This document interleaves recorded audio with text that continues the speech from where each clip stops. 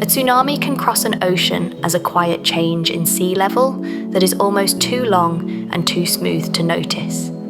In deep water, it might be only a small rise and fall, spread across a wavelength so wide it can pass beneath a ship without drama.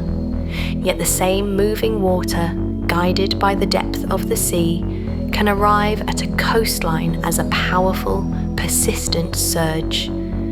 It is not one wave, but a train of long waves, each one shaped by the seafloor, the shoreline, and the basin in between. This evening, I'll follow that journey carefully, with calm, hard science.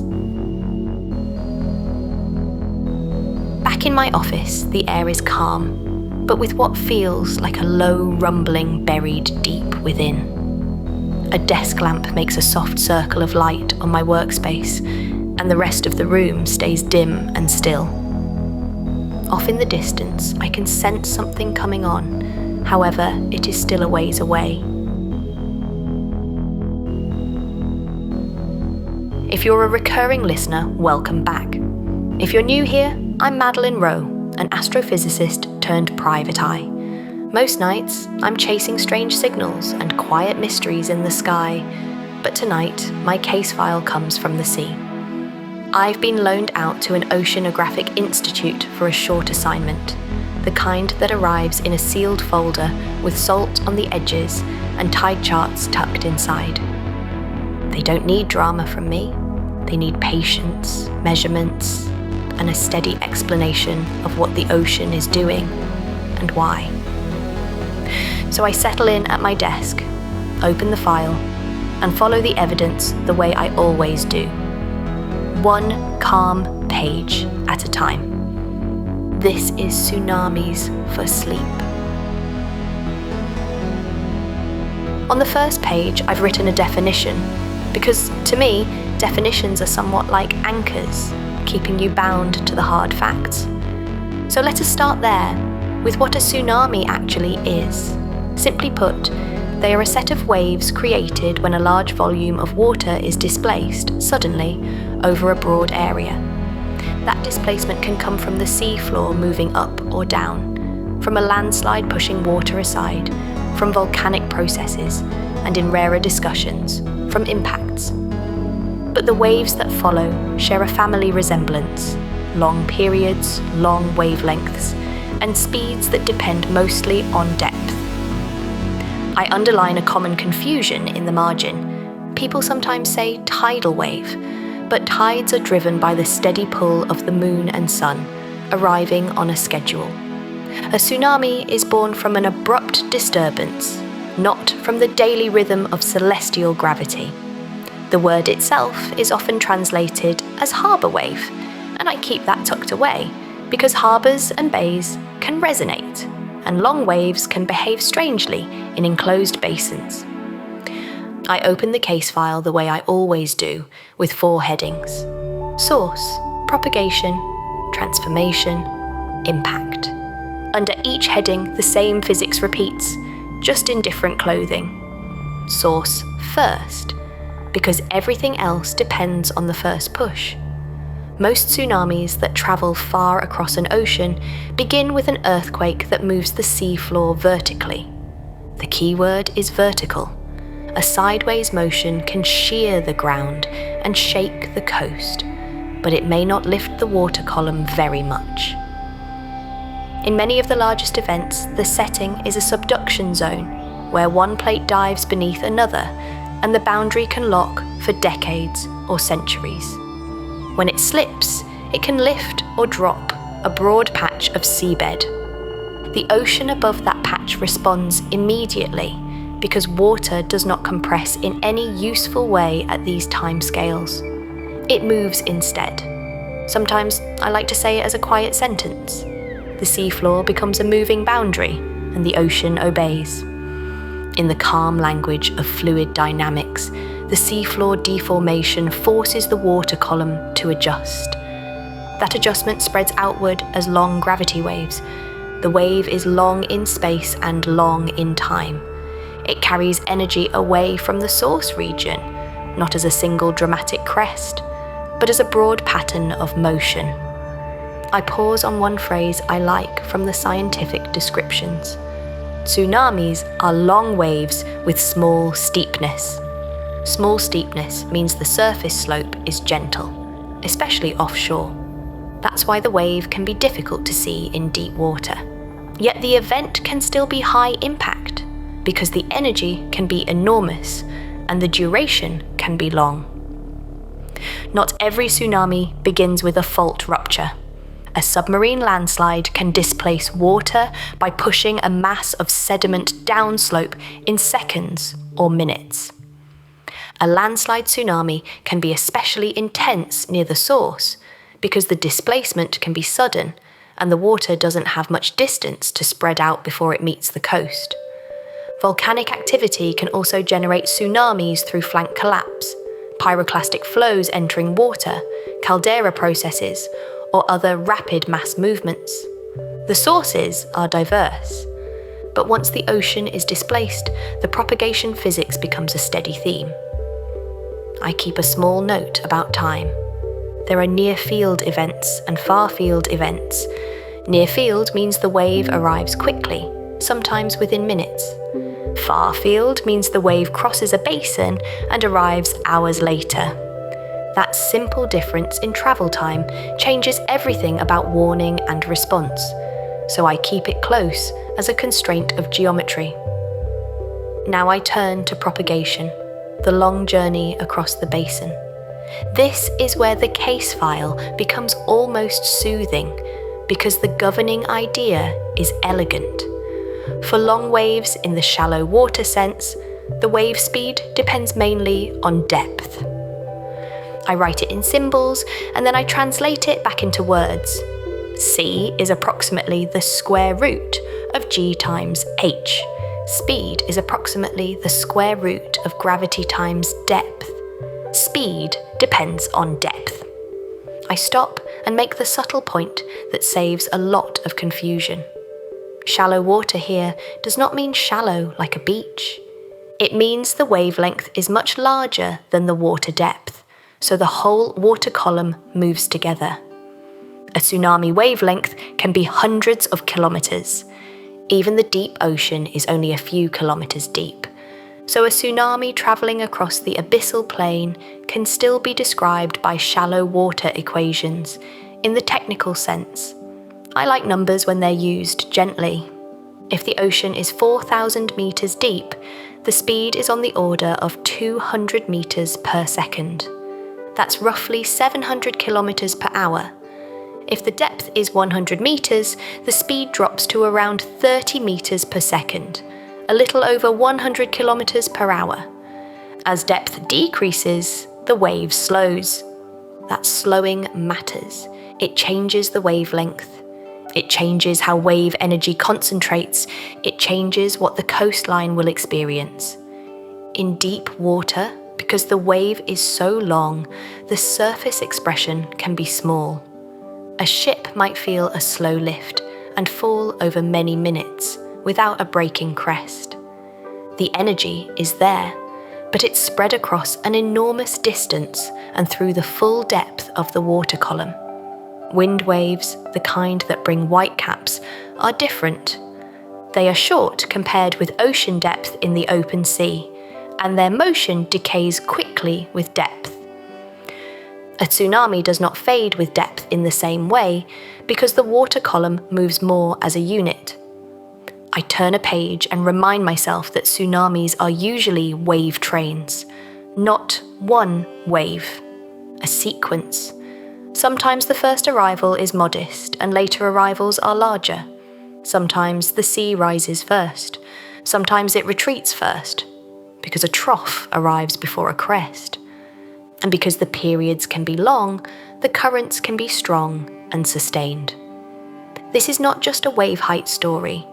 It is also a current story. If a person watches from shore, the sea can behave in a way that feels unfamiliar. It can withdraw. It can surge. It can keep coming and going for hours. That persistence is part of the physics of long waves in real basins. Now, I let the case file become a little more technical, but still slow. There is a way to understand tsunami propagation with dimensional analysis, and I like it because it strips the problem down to essentials. Gravity, depth, a characteristic length scale like wavelength, a characteristic time scale like period. When wavelength is much larger than depth, the shallow water regime applies. When gravity and depth set the speed scale, you naturally arrive again at the idea that speed is tied to depth. Different tools point to the same core relationship. I keep one more simple relation nearby, not because it replaces the shallow water speed, but because it's a reminder of how period and wavelength connect. For harmonic waves, phase speed can be described as wavelength divided by period. But for tsunamis, the depth-controlled shallow water approximation is often the practical workhorse across the ocean. Now I move into transformation, because this is where quiet offshore motion becomes coastal surge. As a tsunami approaches shallower water, it slows. When a wave slows, wavelengths shorten. And when energy flux is roughly conserved along a path, decreasing speed can be accompanied by increasing wave height. This is shoaling. It is one of the reasons a tsunami grows near the coast. Shoaling is not alone. Refraction bends wavefronts as different parts of the wave travel at different speeds over different depths. A tsunami can be steered by underwater ridges, shelves, and canyons. Sometimes, energy is focused toward a particular coastline, like light through a lens. Sometimes, it is spread out and reduced. Reflection sends energy back from cliffs, headlands, and harbour walls. Diffraction allows energy to spread around obstacles and into places that look sheltered on a simple map. I write a short sentence and underline it because it's one of the best summaries I know. The seafloor and the shoreline are part of the wave. I slow down and build a small mental map because the nearshore zone is where the details begin to matter. Continental slope, shelf edge, continental shelf, reef crest if there is one, lagoon if there is one, beach face, dune if there is one, river mouth if there is one, harbour entrance if there is one. Everything the wave meets becomes part of the final shape. Now I turn to impact, and I keep my language precise. Two terms appear again and again: run-up and inundation. Run-up is the maximum vertical elevation the water reaches relative to a reference sea level. Inundation is how far inland the water reaches, the horizontal penetration, and the area covered by flooding. Run-up and inundation are related, but not identical, because topography controls the path. A steep coast can show high run-up locally, while inland penetration may be limited by cliffs or hills. A low, flat coastal plain can show modest run-up height, but long inundation distance. A river channel can guide water inland like a corridor, extending inundation beyond what the open coast might suggest. And in many built environments, streets and openings can channel flow, creating fast currents in unexpected places. I pause on currents again, because it's a quiet but critical point. With long periods, the water doesn't just rise and fall, it moves. Harbours can see strong currents that persist, sometimes long after the first arrival. Boats can be damaged, and moorings can fail even when wave heights look less dramatic than someone expects. This is the part where the word harbour wave makes sense to me. Long waves can set harbours sloshing. Basins have natural periods. If the tsunami period is close to a basin's resonant period, oscillations can be amplified and sustained. This sight-like behaviour can keep the water moving long after the initial arrival, turning a single event into a prolonged series of surges and currents. I turn the page to the warning system section, and I keep it factual and calm. Near the source, the wave can arrive in minutes. That is a constraint of distance and depth-controlled speed. Farther away, travel times across an ocean basin can provide hours, and warnings can be refined as data arrives. Modern tsunami warning systems blend multiple streams of information. Seismic networks detect earthquakes quickly and estimate location, depth, magnitude, and sometimes faulting style. Deep ocean pressure sensors detect the passing wave offshore, where the surface expression is too small to trust the eye. Coastal tide gauges measure sea level changes along the shoreline, showing how the water rises and falls through the event. Numerical models simulate generation, propagation, and nearshore effects to estimate travel times and potential coastal impacts. I like the idea of deep ocean pressure sensors because it's elegant. A passing tsunami changes the height of the water column by a small amount. That small change alters pressure enough to detect at the seafloor. Those signals can be transmitted to forecasting centres, where they help confirm whether a tsunami exists and help constrain its size. I write a note to myself because it's one of the most important conceptual points in hazard science. A warning system is not a single device, it is a chain. Sensors, telemetry, models, decision thresholds, communication, public action. Every link matters. Even a perfect model cannot help without data. Even perfect data cannot help if it is not translated into messages and action.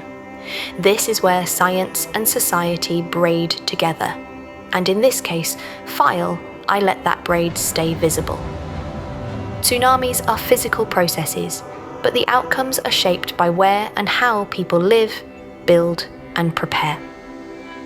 I glance at a figure in my notes that shows computed maximum tsunami heights for major events and contours of travel time across an ocean basin. I like these maps. They look almost like abstract art at first glance, but they are disciplined physics underneath. Travel time contours remind me again that the ocean is not just a surface. Depth is the hidden structure that guides speed, and speed guides timing. I let myself do the journey again, slowly, because repetition is part of how sleep arrives. A source displaces the ocean, a wave train forms. The wave train travels fast in deep water. As it approaches land, it slows. As it slows, it changes.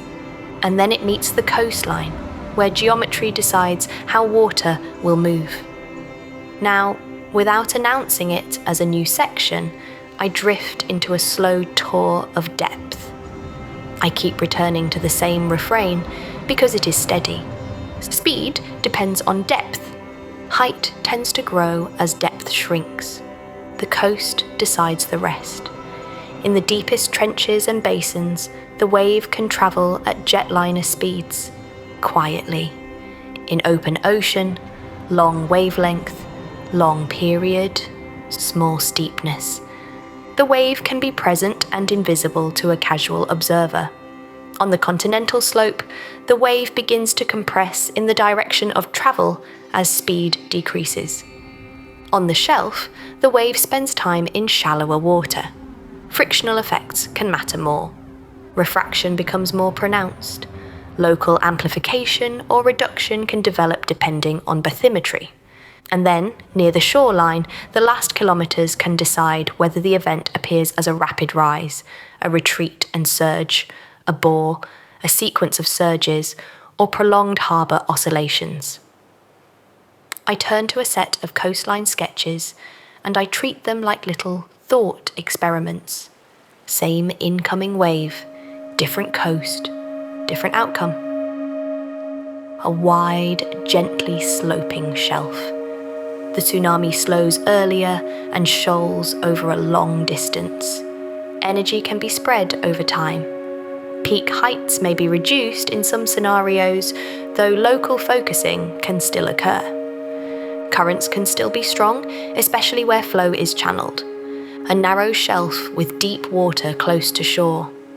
The wave maintains higher speed until late. The final transformation can be abrupt near the coast. If the coastal plain is low, inundation can reach far inland. If the coast rises quickly, run-up can be high with limited penetration. A fringing reef. The reef crest can dissipate energy through braking and friction. But reef channels can focus flow, producing fast currents through gaps. Inside a lagoon, oscillations can persist. So the reef is not a simple shield. It is an interface that can reduce and redirect energy. A bay with converging shorelines. Geometry can concentrate flow. Reflections from the bay sides can interact with incoming waves. If the bay's natural period is close to the tsunami period, oscillations can be amplified and sustained. One harbour can surge for hours while a nearby open coast seems calmer. A headland and a pocket beach. The headland can cast a shadow zone behind it. But refraction around the headland can also focus energy onto a nearby stretch. Small differences in offshore contours can change which outcome occurs. Local details matter. I let that idea settle. Local details matter, not as trivia, but as final variables. Now I turn to the human record of tsunamis, because every hazard has a history. There are historic records, written accounts, maps, logs, stories passed down. There are hybrid records, accounts supported by partial physical evidence or interpretation. And there are geological and geomorphological records, the marks tsunamis leave on landscapes and sediments. I like this part because it feels like careful detective work. A tsunami can leave deposits, layers of sand and marine material transported inland beyond the reach of ordinary waves. Researchers map these deposits, measure their thickness, analyse grain size distributions, examine structures that can indicate flow direction, and look for microfossils and chemical indicators that suggest marine origin. They compare the deposit to background sediments. They look for patterns across a landscape rather than a single out-of-context layer. And they are cautious. Storms can also move sand. Storm surges can flood low areas. A deposit alone is not always definitive. When the origin cannot be determined confidently, some work uses careful terms like catastrophic saltwater inundation, acknowledging the severity while admitting uncertainty about the exact cause. I appreciate that honesty. It keeps the science from pretending to know what it does not know. I let my tone soften here because caution itself is soothing. Observe, measure, compare, test, then speak with humility about uncertainty. Geomorphological evidence can also be telling. Tsunamis can move boulders and debris, they can strip vegetation, they can carve channels, they can leave erosional and depositional signatures that, when combined with other evidence, point towards tsunami flow rather than ordinary storm processes. But again, the work is careful because coastlines are dynamic and many forces can sculpt them. Now I drift back to the physics again, because it is my anchor. A tsunami is a long wave train. Long wave means the wavelength is large compared to depth, so the whole water column participates. Small steepness offshore means it does not look like a towering breaker in deep water. Transformation near shore is where the visible drama can occur, but the offshore physics is still the source of that drama. I open a page about wave period, because period is often underappreciated. A tsunami period can be 10 minutes, 20 minutes, sometimes longer. That long period means the water level can rise and fall slowly, and the currents can run strongly and persistently. When the sea rises over several minutes, it can feel less like a wave and more like a moving sea level. When it withdraws, it can expose seafloor in an unusual way. Then, when it returns, it can return as a surge, a bore, or a rapidly rising flow. I keep the phrasing clinical, not sensational. A bore is a steep front that can occur when long waves propagate into shallow channels or rivers. It is a hydraulic feature of flow, not a supernatural wall. It can be turbulent and fast, but it is still water obeying gravity and boundary conditions. Now, I let the case file touch briefly on a couple of major events, because they taught the scientific community hard lessons and motivated real changes in monitoring and preparedness. The 2004 Indian Ocean tsunami was a watershed event for the world. It drew global attention to the scale of tsunami risk and the need for coordinated warning and education. The 2011 Tohoku event in Japan also carried powerful lessons about how even highly prepared societies can be tested by rare extremes and complex cascading impacts. I don't linger on graphic details. Instead, I stay with what the science learned. The importance of source characterization. The importance of near-field constraints. The importance of measuring the ocean directly. The importance of multiple waves and long duration. The importance of modelling that includes real bathymetry and topography, and the importance of communicating uncertainty clearly. In the modelling section, I make myself slow down, because modelling is a kind of quiet craftsmanship.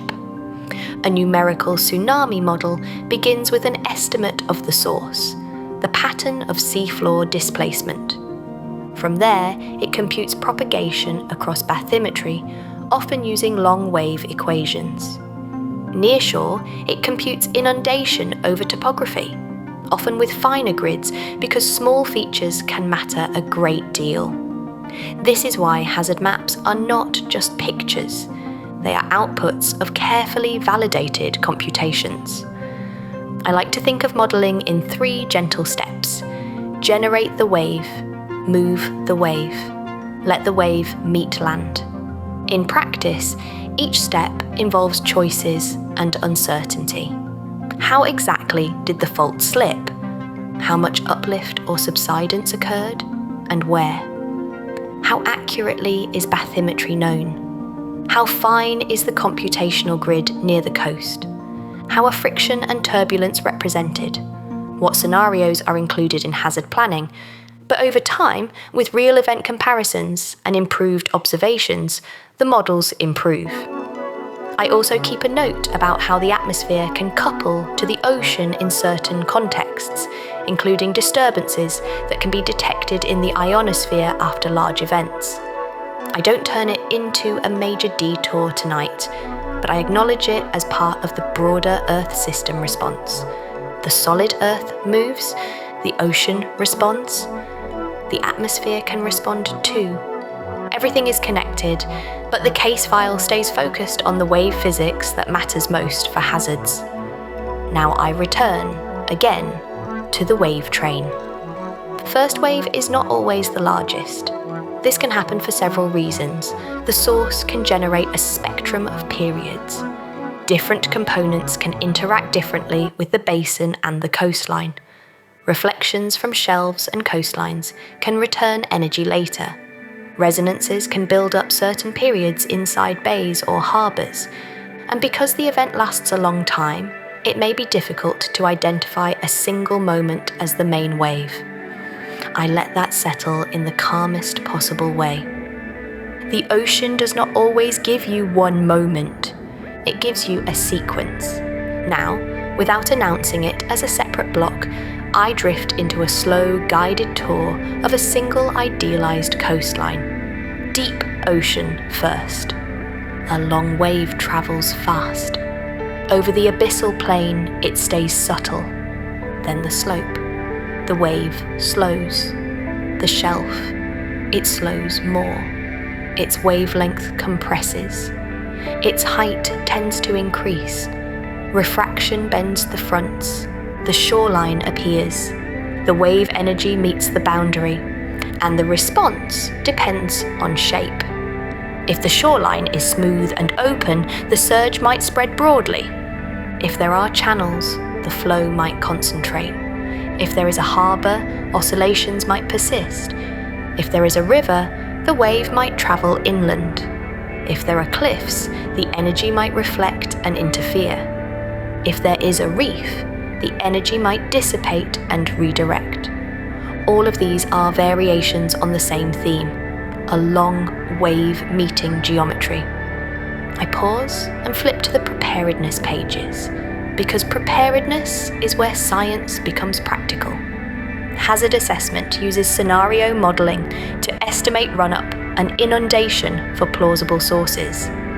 Those assessments inform evacuation zones, they inform building design in some places, they inform signage and education, they inform drills, they inform the design of critical infrastructure. Again, I keep it calm. The goal is not fear, the goal is understanding and readiness. Now I add a detail that I find quietly beautiful: travel time mapping. A tsunami travel time map is like a set of contours drawn not in height, but in hours and minutes. It shows how the wavefront would move across the ocean, guided by depth. It reminds me that bathymetry is a hidden landscape. Even in the deep ocean, depth changes can steer and shape the travel paths.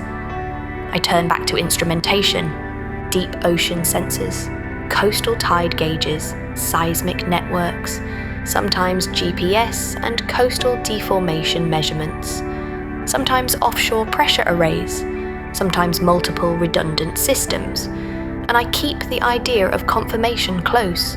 Seismic data can suggest potential, but direct ocean measurements confirm the ocean's response.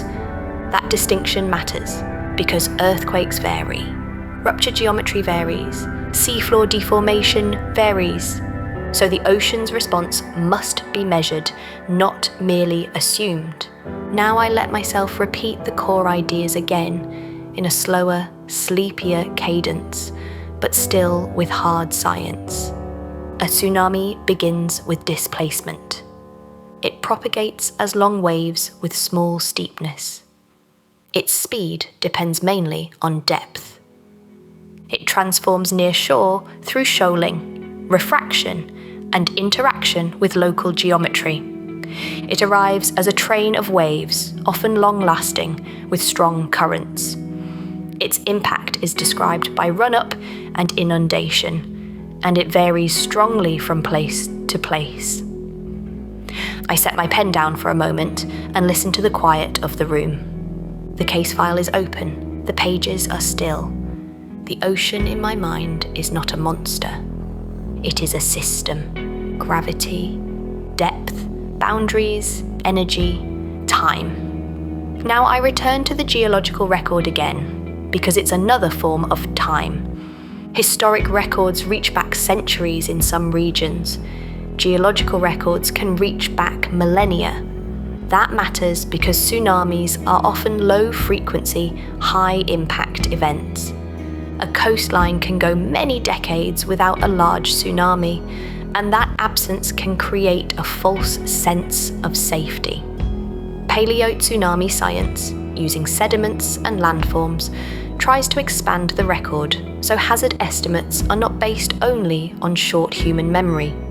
Researchers look for deposits in places where preservation is likely: coastal lakes, marshes, low-lying depressions behind dunes, caves, terraces, coral environments in some settings. They look for repeated layers through time. They date them. They compare across sites to see whether an event was local or regional. They try to reconstruct inundation extent and flow directions where possible, and they keep careful language when a deposit could plausibly be storm or tsunami. I like the humility of that. It's the same humility I want in the whole file. Now I drift to one more physical idea: spatial and temporal spreading. A tsunami's energy is not just carried outward, it is spread. As the wavefront expands, energy is distributed across a larger arc. Different parts of the wave train can travel and evolve differently. This spreading is one reason a tsunami can be catastrophic near source and still become subtle offshore, even while remaining hazardous near distant coasts, where shoaling and focusing can amplify it again. I return to the word refraction, because it's one of the quiet sculptors. Refraction is why a coastline off to the side of a direct path can still be hit hard. Refraction is why islands can create complicated shadow zones and focused zones. Refraction is why submarine ridges can guide energy like rails.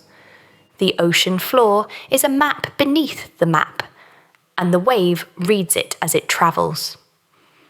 I turn one last page to the phrase, bridging science, engineering, and society. It fits. The science tells us how waves move. Engineering helps turn that knowledge into systems, sensors, and structures. Society determines how warnings are communicated, how people respond, how risk is shared, and how preparation is sustained over time. I close that page gently and return to the beginning, because endings are easier when they circle back. A tsunami is a long wave train produced by a sudden displacement of water. It travels fast in deep water, with speed set mostly by depth. It grows and changes as it approaches shore, shaped by shoaling, refraction, resonance in some basins, and the details of nearshore bathymetry.